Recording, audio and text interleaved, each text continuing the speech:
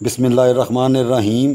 آج کل یہ عمل بہت کثرت سے ہو رہا ہے اور اس کی کئی نشانیاں، مثلا اگر کوئی فرد کہیں جا رہا ہے تو اس پر خون کے چھینٹے پڑتے ہیں اور اس عمل کو کرنے والا کہیں نظر نہیں آتا۔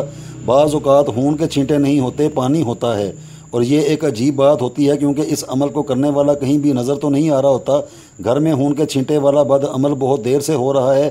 اس میں کئی ایک ایسی وجوہات ہوتی ہیں جو یا تو نقصان دہ بن جاتی ہیں یا ان کا مقصد صرف گھر میں دہشت پیدا کرنے سے ہوتا ہے۔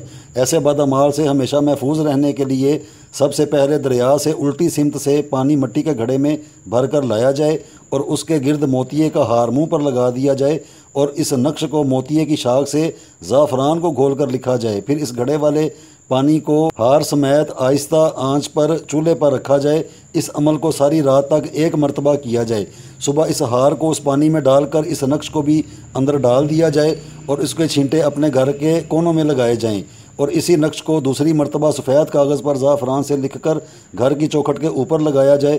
اللہ کے حکم سے اس خون کی غلاظت یا بدی پیدا کرنے والے اعمال کا سرے سے ضرور بر ضرور خاتمہ ہوگا اور کوئی بھی ایسا نقصان نہیں ہوگا جس کی خاطر کسی دشمن نے اس عمل کو کیا یا کروایا ہوگا۔